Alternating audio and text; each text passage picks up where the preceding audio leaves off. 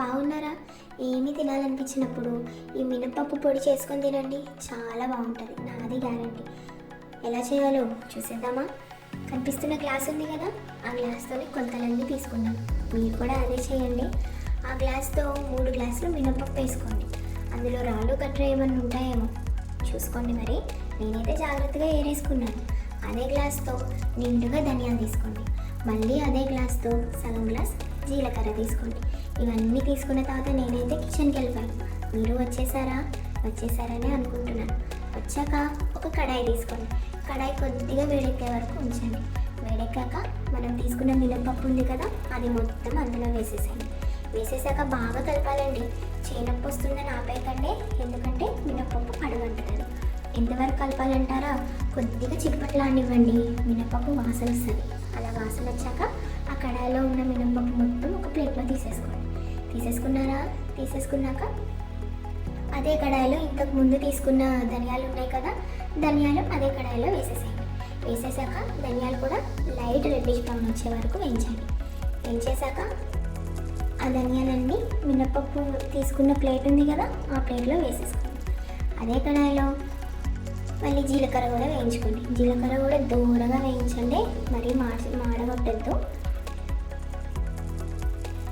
వేయించుకున్నాక మళ్ళీ ప్లేట్లో వేసేసుకోండి.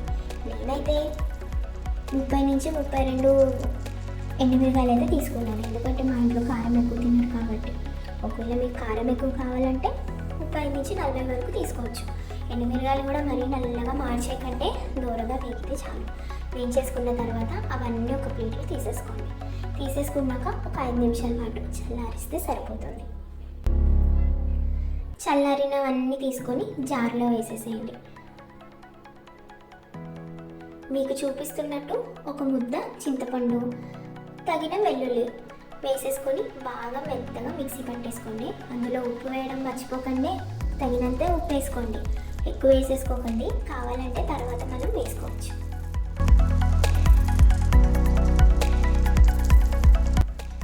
కనిపిస్తున్న విధంగా మిక్సీ పట్టేసుకొని ఆ విధంగా పొడైన తర్వాత దాన్ని తాలింపు పెట్టుకోవచ్చు.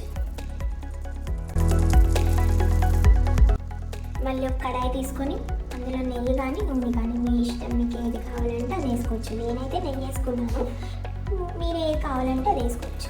అందులో కొద్దిగా నెయ్యి వేడెక్కాక తాలింపు గింజలు వేసేసి అందులో ఎండుమిరకాయలు కూడా వేసేసుకొని బాగా వేగాక కరివేపాకు కూడా వేసేసుకున్నాను. కొద్దిగా మగ్గిన తర్వాత మనం చేసుకున్న పొడి ఉంది కదా, ఆ పొడి మొత్తం అందులో వేసేసుకొని బాగా కలుపుకోవాలండి. చూసారా ఎలా వచ్చిందో? ఇది కానీ వేడి అన్నంలో వేసుకొని తింటే ఉంటుందండి, ఎంత బాగుంటుందో. మీరు కూడా ఒకసారి ట్రై చేయండి, చాలా ఈజీ రెసిపీ కదా.